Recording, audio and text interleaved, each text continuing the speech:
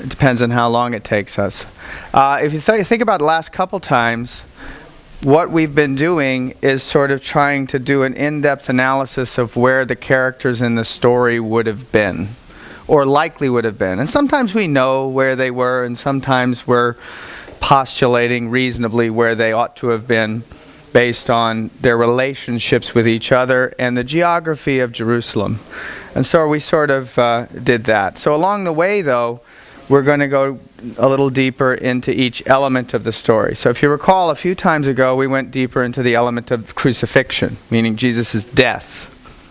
Well, the gospel is Jesus died, Jesus was buried, right? And Jesus what? Rose again. Okay, so now we're kind of on the buried part. Okay, we're going to go down deep and look at the tomb and look at some of the security precautions around the tomb, because eventually, as we're going down the road, we've got to head to alternate theories. Because one of the things that all scholars in biblical studies will attest to, and I'm not talking about wackos on the internet, I'm talking about people that are actual scholars that publish books, whether they're skeptical scholars, whether they're Christian scholars, whatever, whether they're conservative, whether they're liberal. Nobody nowadays, really, for the most part, is running around saying that the tomb was not empty. Because you can't explain the historical phenomenon called Christianity without what? An empty tomb. Right? Christianity depends on that tomb being vacant. If the tomb is not vacant, you don't have a movement starting in Jerusalem if the body's lying there somewhere and can be accessed, right? So everybody, it's part of what Gary Habermas likes to call the minimal facts approach. In other words, stuff we can all agree on.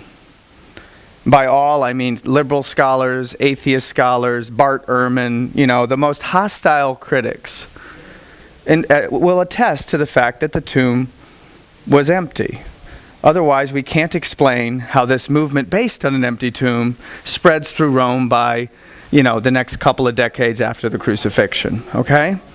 So we have to sort of look at the tomb itself and what's going on there, and then eventually down the road figure out, well, what are the possibilities for the empty tomb? And then we're going to eliminate all of them that don't make any sense, and we're going to be left with the only one that makes any sense, which, by the way, is resurrection. All right? But let's look at the tomb. This is an account of the tomb security from Matthew. Matthew is unique in that he gives us not only this idea of burial, because Jesus is buried in all four Gospels, but Matthew adds an element that the other three don't add in. Do you know what that element is? Matthew actually mentions who? Guards. Okay? So let's just read this slowly and sort of digest it, because this is sort of a comprehensive tomb security report here. Okay? And again, by the way, I've been reading a lot lately about dating the Gospels, and there's lots of arguments there. I am convinced that all of the Gospels, and frankly all the books of the New Testament, are before 70 AD.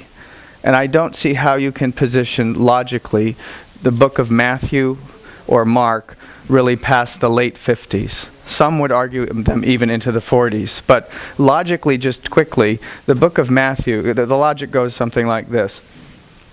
Luke writes Acts. Acts is the story of the early church. The three head honchos in the early church are Peter, Paul, and James, the brother of Jesus, right? We know from Josephus that James, the brother of Jesus, is martyred in 62 AD from Flavius Josephus. That's not mentioned in Acts. If you're going to write a story of the early church and you're Paul, you would have put that in there.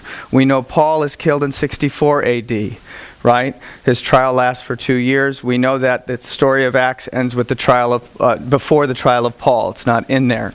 Paul's not dead in Acts, therefore Paul's still alive, right? He's the central figure in Acts. Therefore, Acts is most likely, a reasonable date for Acts is what? 62 AD.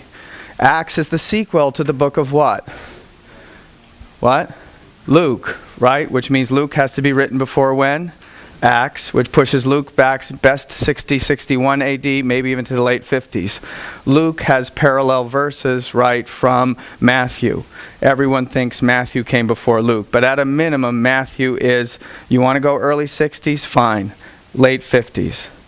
All right? So this is an early account.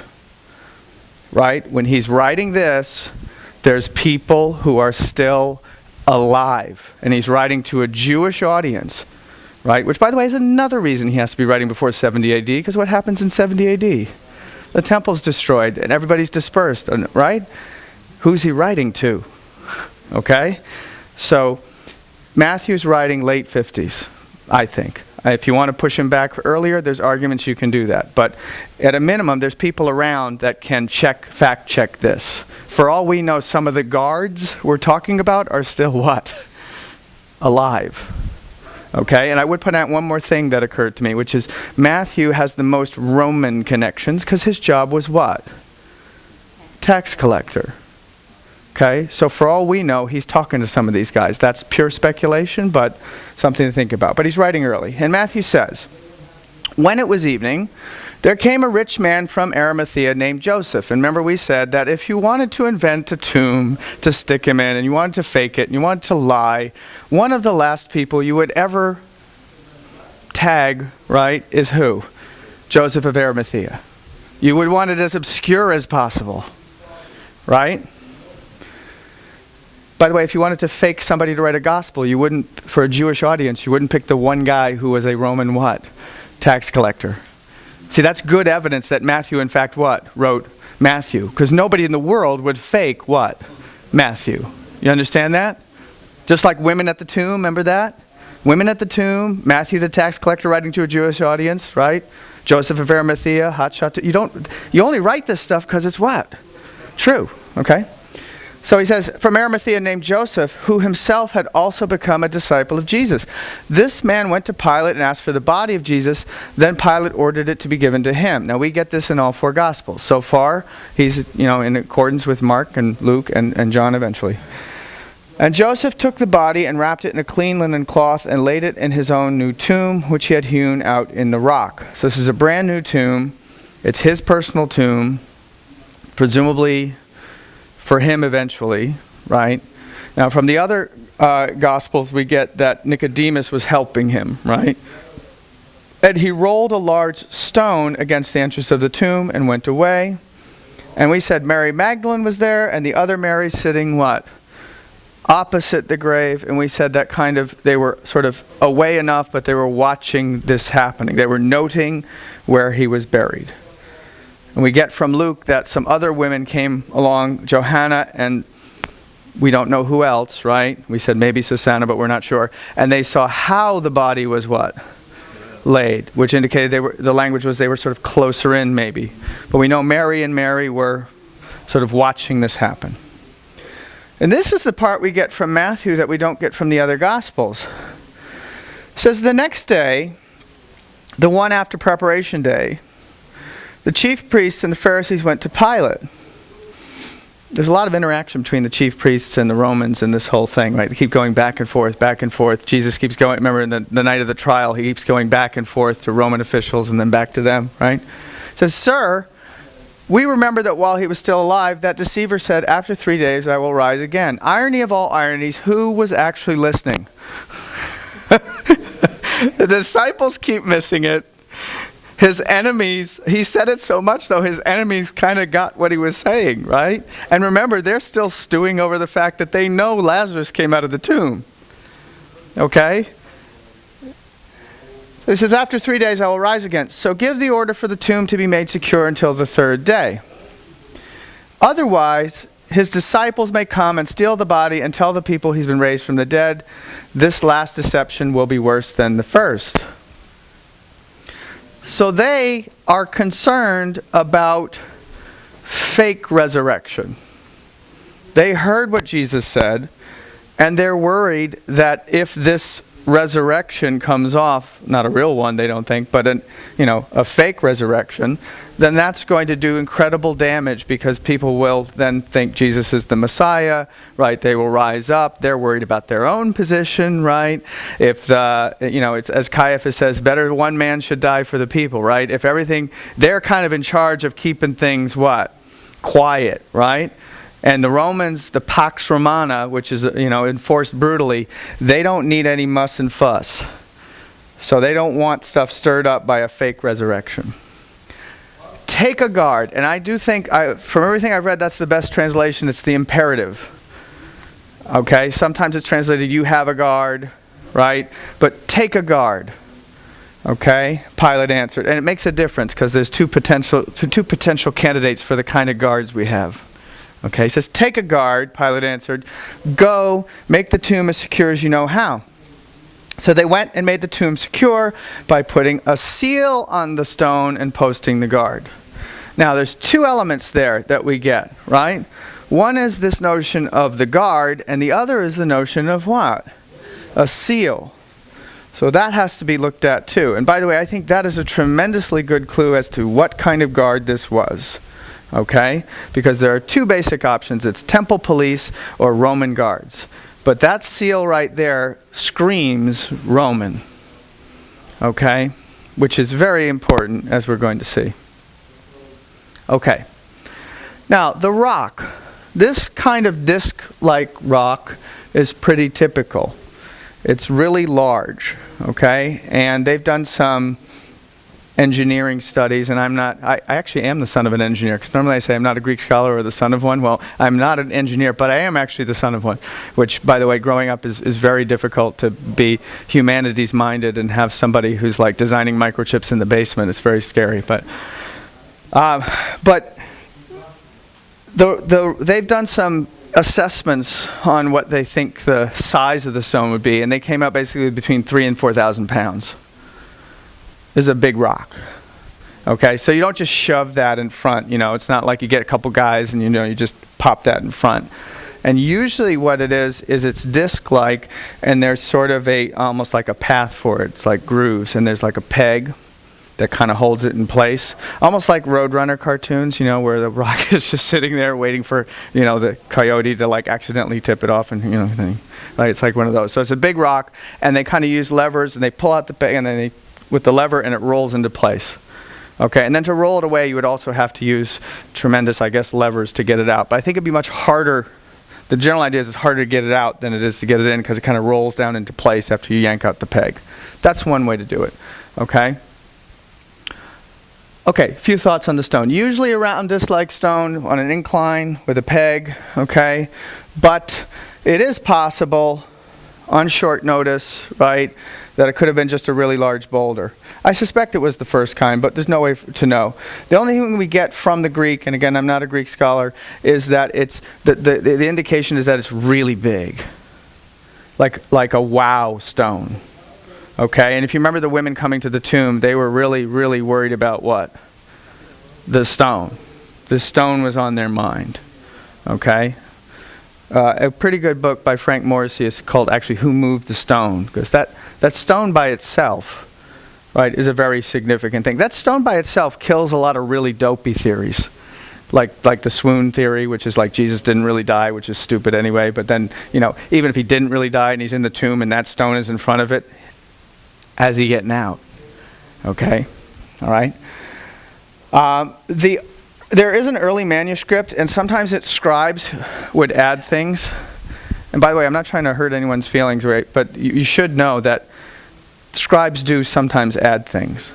Yes, the original copies are inerrant. I believe in inerrancy. The original autographs are inerrant.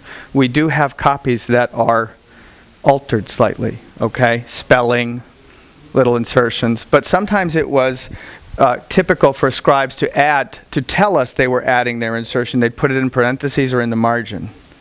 Okay? Meaning this is not the original text, this is just me adding. And so we have one early manuscript where there's a parenthetical insertion that says basically, this stone could not be moved by 15 men. So that doesn't have the force of gospel for us, but it's just interesting, all right? So the impression people had was this was one big rock. Okay? So, now, whether it was a Roman guard or temple police, I believe it was a Roman guard, and I'm going to tell you why in a little bit. But if it's a Roman guard, their discipline, or even if it's a temple police guard, either group, their discipline is severe. Okay? And they are subject to some pretty horrible punishments for messing up in not very big ways. Okay? I was trying unsuccessfully last night to read through basically the law code put through by the Emperor Justinian, which is actually like 4 volumes. So I was trying to find, like, search through it and find like stuff specific to Roman soldiers. And it was really a lost cause because the thing is so vast. But basically, I mean, you mess up at all, you're in deep squash. Okay? And it's not like this is the land of second chances. This is Rome. Okay? So that kind of mentality means if you're posted to guard a dead body, your one job is to make sure the body stays there. You better make sure that body what? Stays there. Okay? Just like the Roman executioners. You either get him dead or you what? Get dead. Okay? So, generally speaking, the reputation of the Roman guards was the way they were trained in units of 16. Each guard could defend 6 square yards, which is actually a pretty big area, right? And if they were positioned 1, 2, 3, 4 in like a square of 4 by 4 guys, they were supposed to be able, believe it or not, and I don't know if they could do it, but the reputation was they were supposed to be able to hold that area, that big square, from a whole battalion. They were super well trained. And each guy would have had the Roman spear, he would have had the sword, and he would have had a dagger. I'm just pointing this out because the alternative theory to resurrection in the first century is what? The disciples went ninja and stole the body. Which means not only moving the big rock, but getting by what? These guys. So it's these guys versus like 4 fishermen, a tax collector, and a guy named Simon the Zealot, whatever that, all right? Really? Okay? I don't think they would have been much match for the temple police, let alone these guys. Okay, and nothing about the disciples that we know from the what? Historically reliable accounts that we've already verified and fact-checked a million different ways, right? Nothing about them indicates that their kind of skill set or, frankly, temperament was like going to do something like that. Okay? So, yeah, this was the, I don't know if this is, but this was the thought process, that they were supposed to be able to defend against far superior numbers. Okay, after all, this is the Roman army, right? At the time we're talking, Rome is the power in the world. Okay? They also slept in shifts, rotating shifts. And you better not be sleeping when it's your turn to be not sleeping. Okay? And since you're all together as a unit and you're all going to get in trouble together, most likely, or potentially could get in trouble together, you don't want to let that guy who's not supposed to be sleeping, what? Sleep. Okay? Sleeping, when not supposed to be sleeping, is punishable by death, which pretty much everything is. Leaving's punishable by death, sleeping's punishable by death, the body goes missing, punishable by death, the Roman seal's broken, punishable by death. It's a one-stop death shop, okay? So the seal is also a big deal. Now the seal is not a security measure, except it's like a warning. It's like a cord that goes across and then it's kind of affixed with like, basically like some clay putty, almost like that. It's not going to actually physically stop anybody from getting in. But what does it do? It tells the world this tomb is under the watchful eye of what? Rome. Don't mess. Okay? And that really meant something. Okay? So now if that seal's getting broken, you're challenging the authority of what? Rome. So this is no longer some, once you put that seal on, you have taken it out of the realm of being some sort of obscure controversy among Jewish people about whether or not this guy is the Messiah or not, right? And from the Roman perspective, you now made it about, are we still in charge? And that's a big deal to them. They like being in charge. They're the Romans.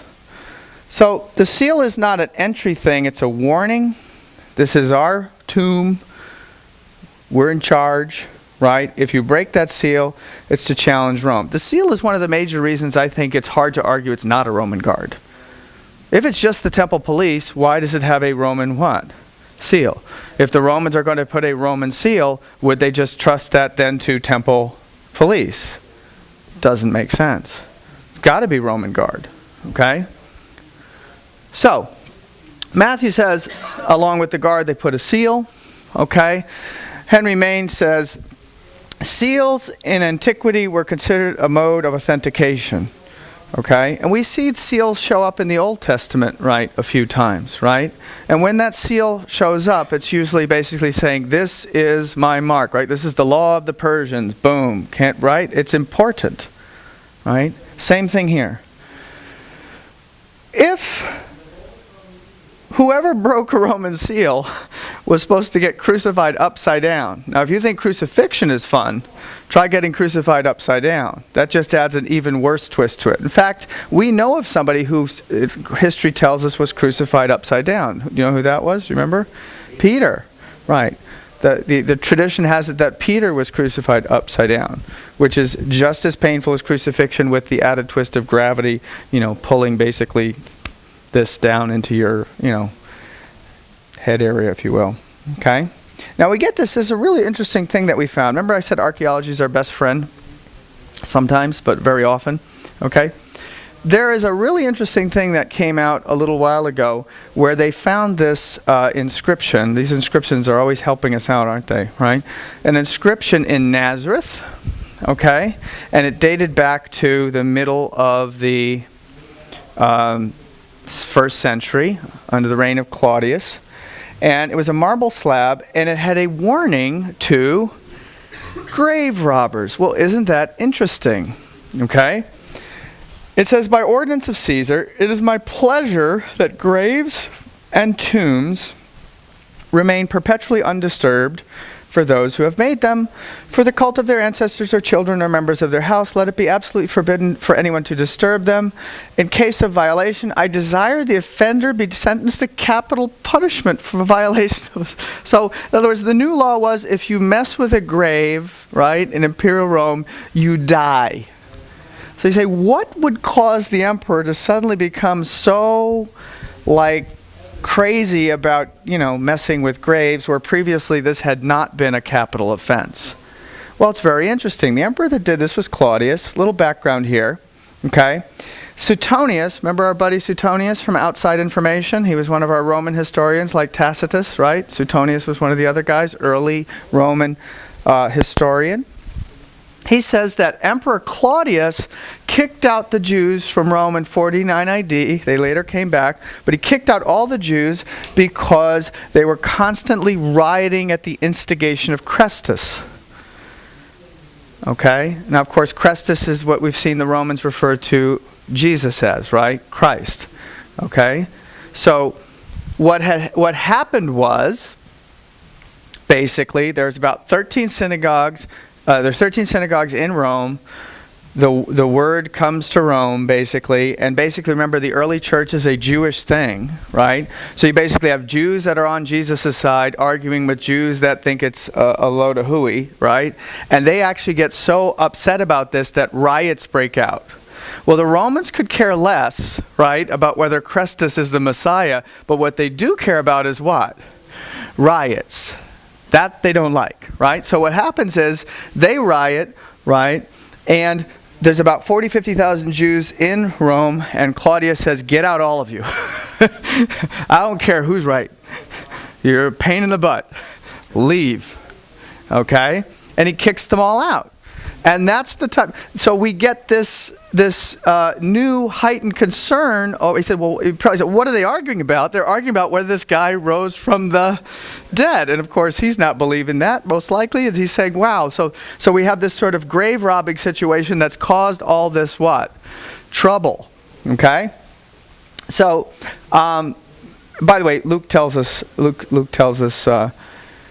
that their Jews were also expelled by Claudius. So they come back in 54 AD during the beginning of Nero's reign. But Geisler says it's a likely explanation. Claudius, having heard the Christian doctrine of the resurrection and Jesus' empty tomb, by the way, everyone agrees the tomb was what?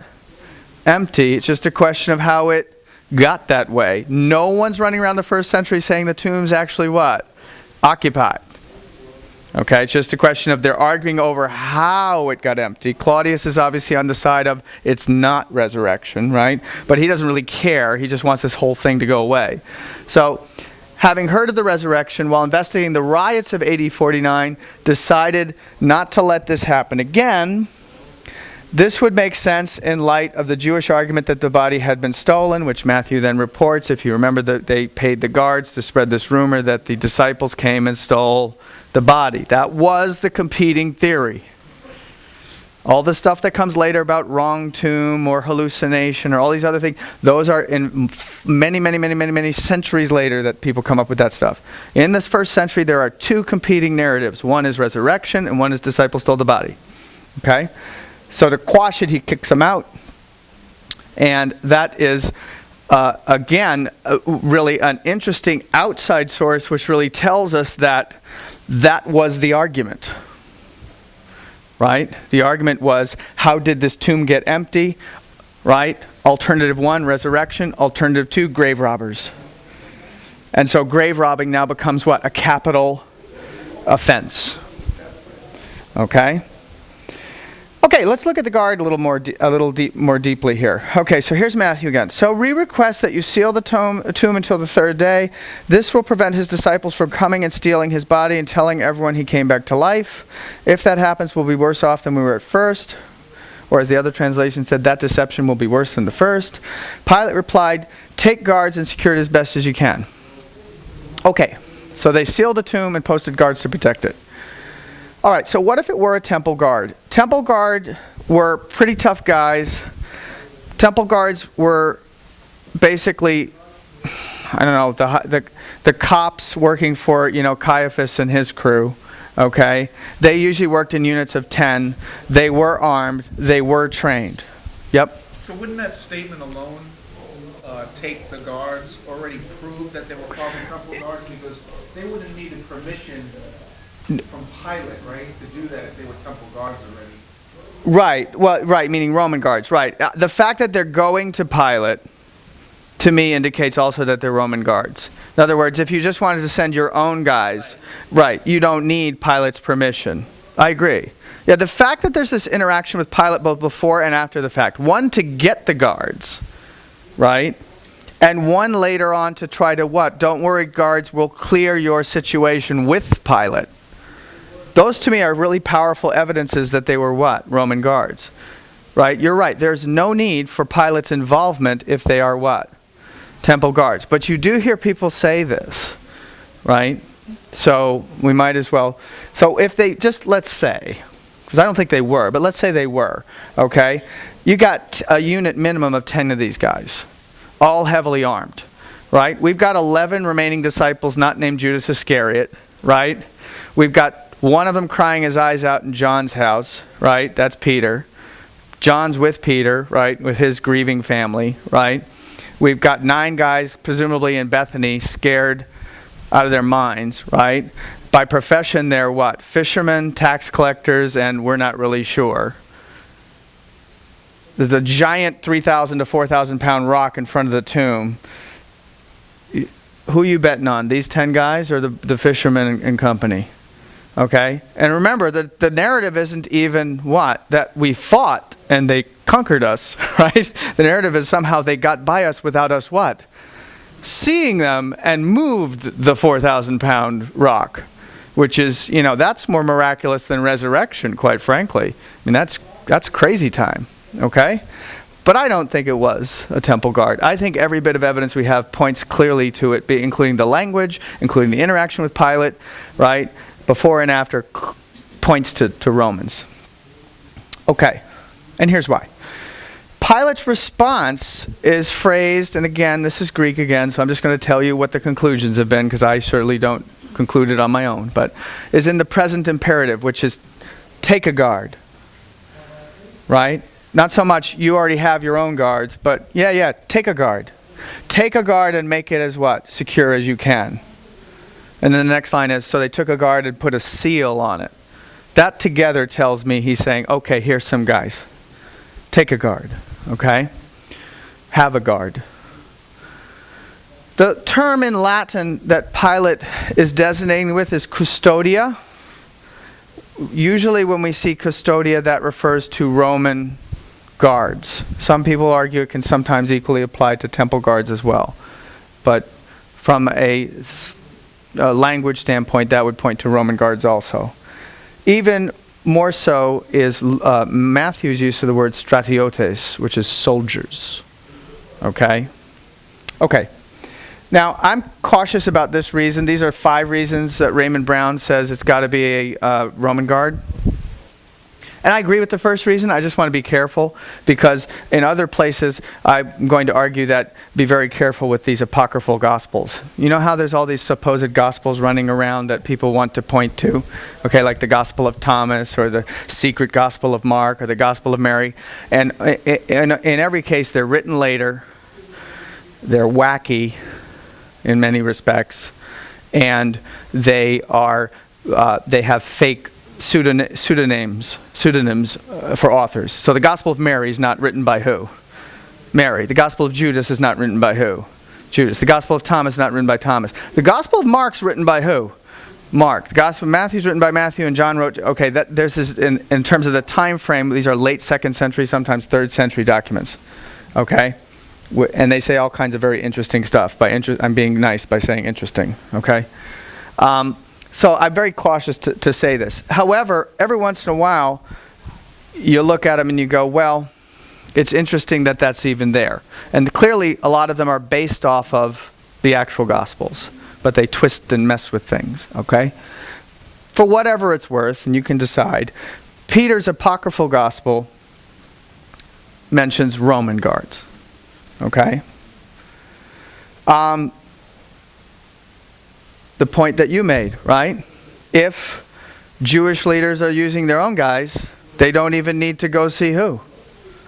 Pilate, right? That right there is by itself very convincing evidence, okay? The use of the word custodia, generally speaking, is Roman.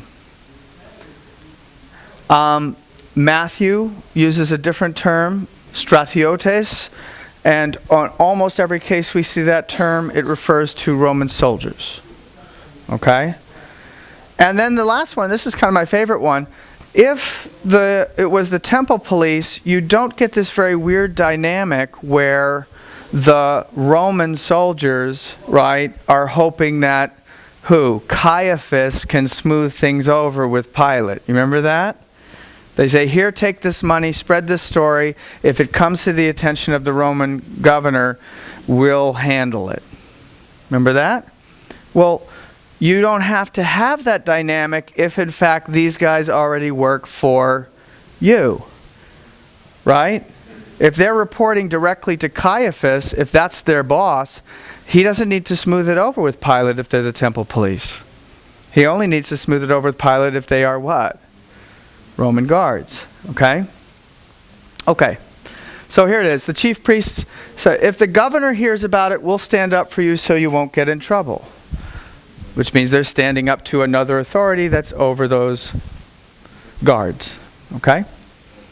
So, some people look at this and they go, well, that just doesn't make any sense.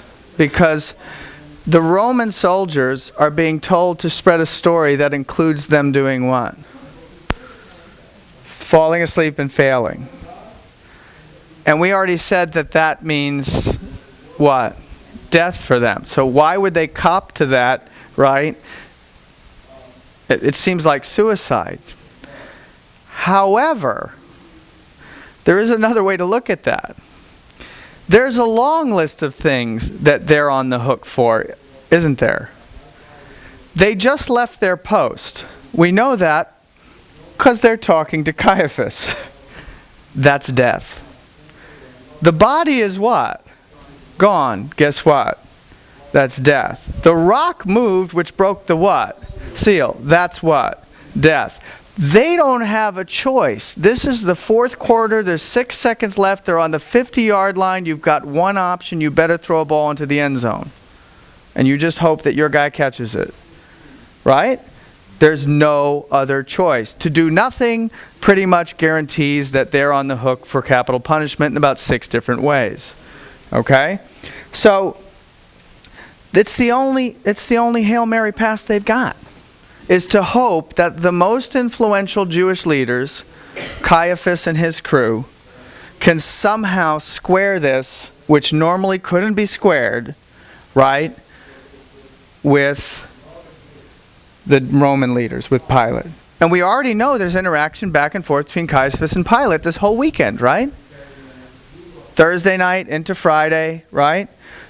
When they went to get the guard on Saturday. They have been talking back and forth. We know they have influence over each other.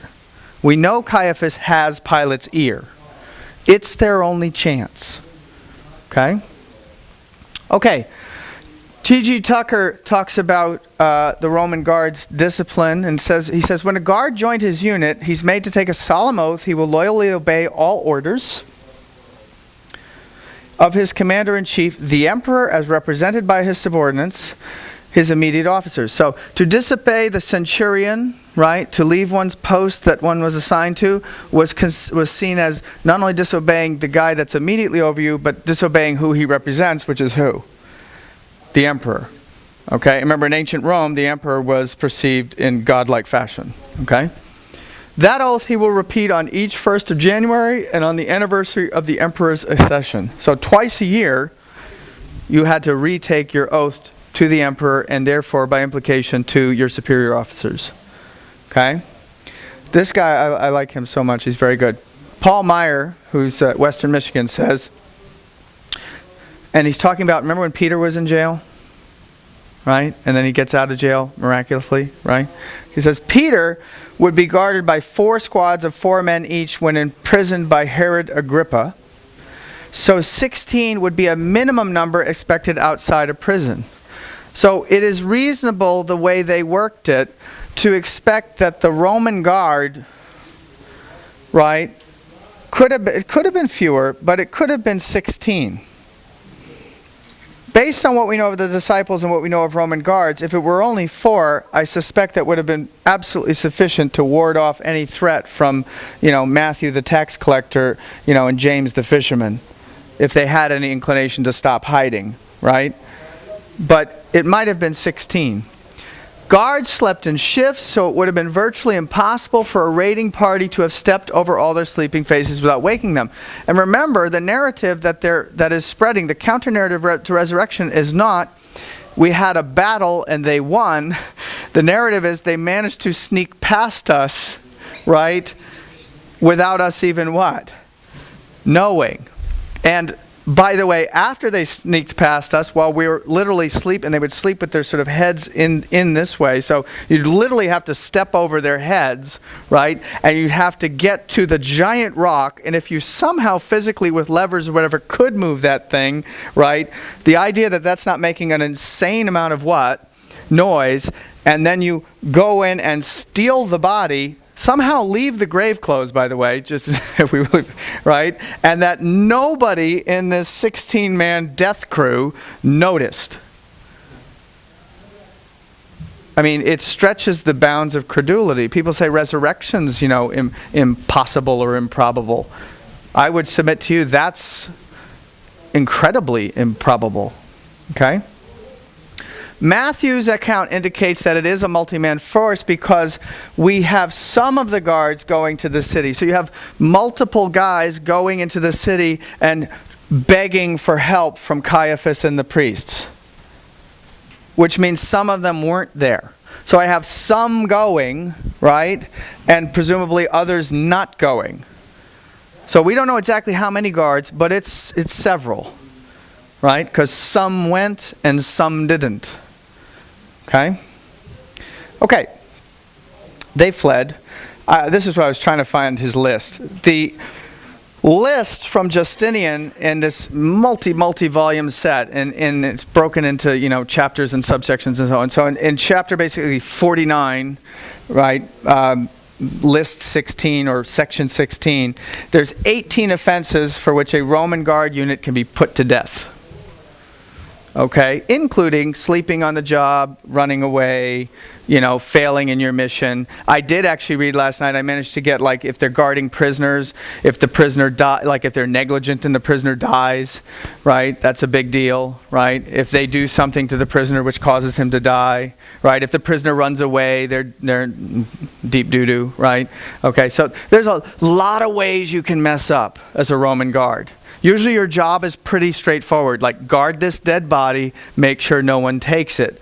right? But if you mess that up in any way, you're in trouble, okay? So falling asleep, leaving one's position. The consequences, you can be stripped and burned alive in a fire started with your own clothes, which is just gratuitously violent. I mean, that's just, that's like insult to injury, okay? And it sounds like it would hurt an awful lot, okay? If you can't figure out whose fault it is, remember these are the Romans, if they can't figure out which guy screwed up, they draw lots to see who to kill. Okay? You say, well, why would they do that? Team spirit. Okay? Think about that. You are now highly motivated to make sure your friend doesn't what? Screw up. Right? So he starts falling asleep when he's not supposed to. You're going to kick him in the head, right? And make sure he's not asleep. Because not only can he get dead, but if it goes south, you can get dead too. Right? So this is set up so you don't screw up. Okay? And by the way, having a bunch of fishermen go rogue ninja, move a 4,000-pound rock while you're asleep and steal a body, thus starting the world's most influential religion, is considered screwing up. Okay? Okay. Now, again, this is... sometimes since we accept this as true, we kind of miss how big a deal this is. Okay? So I want to dwell on it a little bit, and I'm sorry if I'm belaboring it, but I want to dwell on it a little bit. Again, if you were to grab Bart Ehrman, the most noted skeptical scholar in America, and ask him, is it a historically accepted fact? Do you, Bart Ehrman, accept the fact that the tomb was empty? Right? He's going to tell you yes. And he is not on our team. Okay? This is apart from internet lunatics. Okay? There is no real scholar running around worth his salt that publishes that doesn't acknowledge the tomb was empty. Because as a historical matter, you cannot explain a movement, namely Christianity, based on an empty tomb in Jerusalem, beginning in Jerusalem. Because remember, Christianity does not start where? In Rome. It does not start in Antioch. It does not start in Nebraska. It starts where? In Jerusalem. And it's based on, first and foremost, that there ain't nobody there. Right? So a 15-minute walk by anyone could confirm the body was there if the body was there. And you don't have Christianity, and we are not having this conversation. Okay?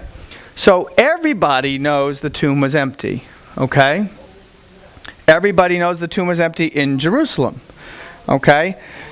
Mayer says, this is again Mayer from Western Michigan, says, since producing a dead Jesus would have driven a wooden stake through the heart of an incipient Christianity inflamed by his supposed resurrection, what happened in Jerusalem 7 weeks after the first Easter could only have taken place if Jesus' body were missing from Joseph's tomb. And by the way, pausing there, missing from Joseph's tomb, not missing from unknown tomb. In other words, you also, not only do you not have a body, you have to have everyone in agreement where the body was. Because if there's any doubt about that, you don't start a movement based on what? Supernatural resurrection. Because then you have the out saying, well, you just went to the wrong what? Tomb. Which, by the way, somebody thought of, but they didn't think of it until the 1800s. His name was Chrysop Lake. He invented the wrong tomb theory, which is easily destroyable. But nobody, in other words, you not only have to have it missing, you have to have it missing from a known location. Because otherwise, reasonable people who generally don't, realize that people who are dead stay dead are likely to say, well, you just had the wrong what? Spot. Nobody's saying that, okay? Otherwise, the temple establishment in its imbroglio with the apostles would have aborted the movement and availed Exhibit A. They would have taken Jesus' body, stuck it on a cart, rolled it through the streets, and pointed and say, he's not resurrected, he's right there. And we do not have historic Christianity beginning in Jerusalem and spreading like wildfire throughout the Roman Empire in 3 decades. The tomb has to be empty. That is one of the Gary Habermas minimal facts that the entire scholarly world accepts. By the way, did you know that a great number over the last 2 decades of what we call skeptical scholars, many of whom still call themselves skeptical, have now moved not only to accepting things like the empty tomb, but the fact that Jesus' disciples and others saw a resurrected Jesus. They don't know really what to do with that.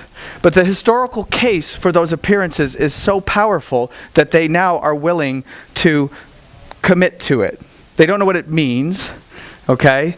And they haven't moved personally to understanding or accepting that, many of them. They still might call themselves skeptics. But you have people who are well-noted biblical scholars who are now saying, tomb was empty, and it seems very certain that Jesus' followers saw Jesus after the fact.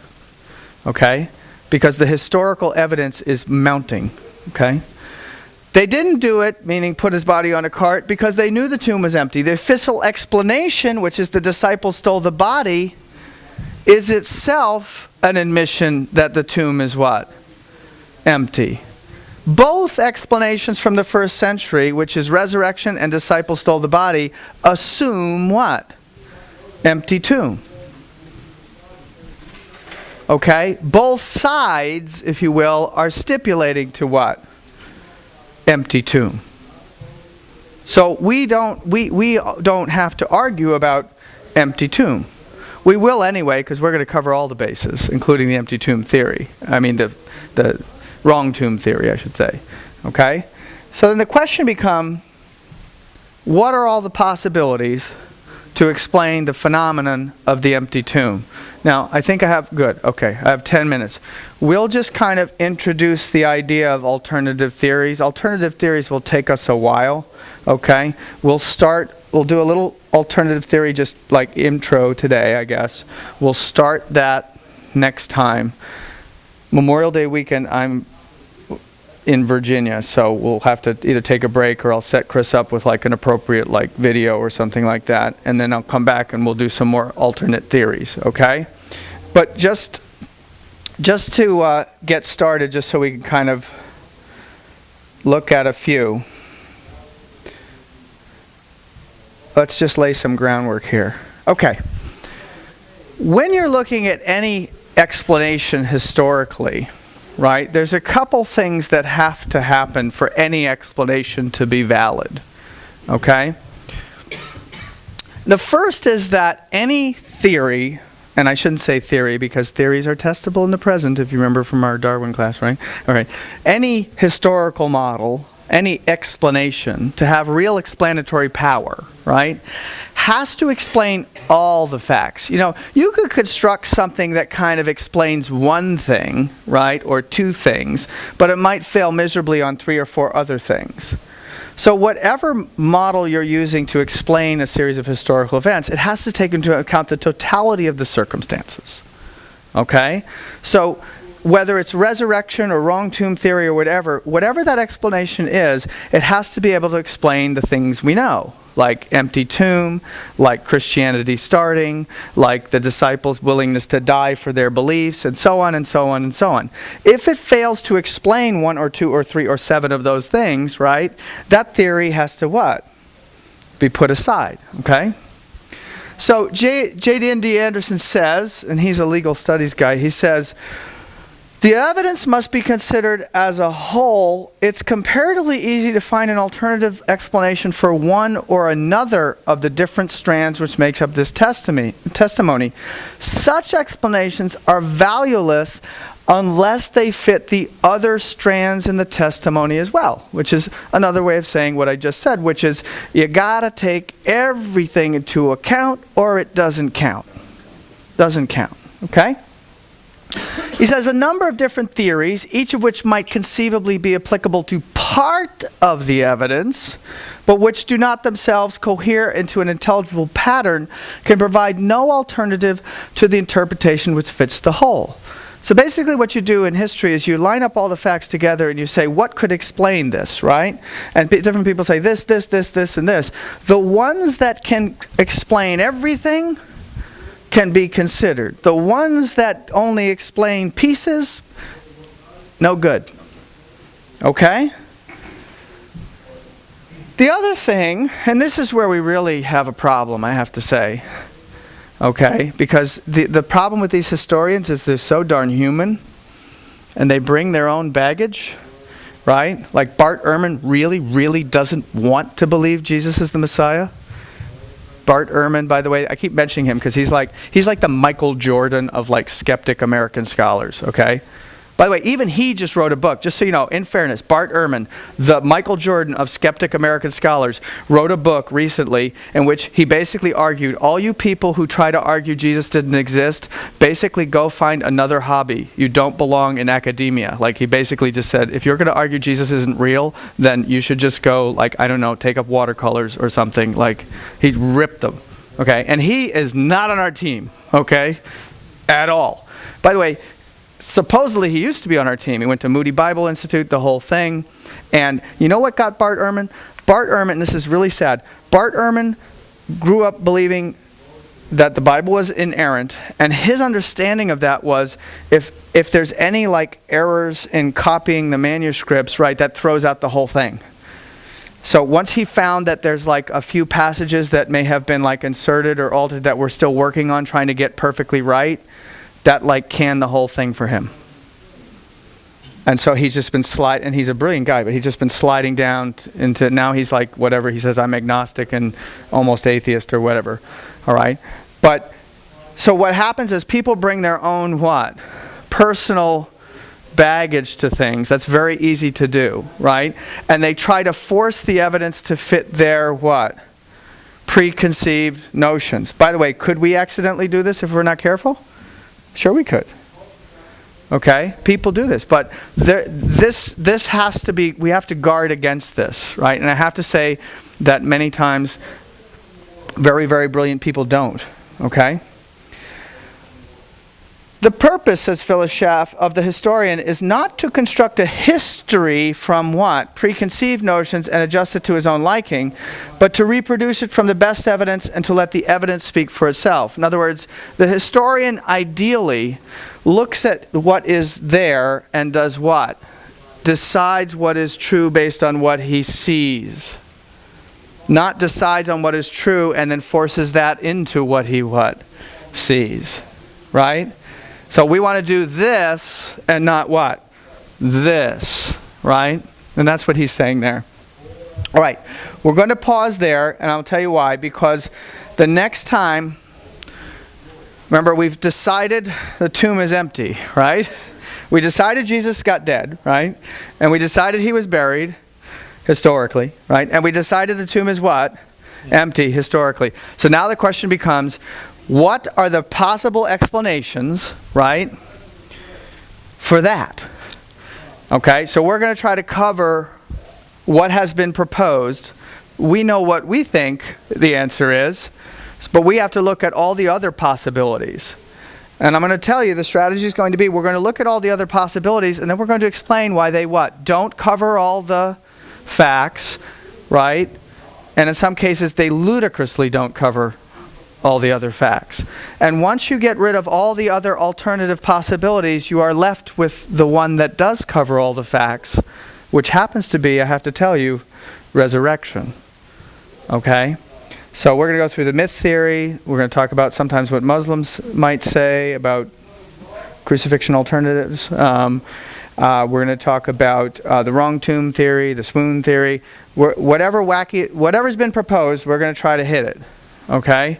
And then explain why they don't cover all the facts.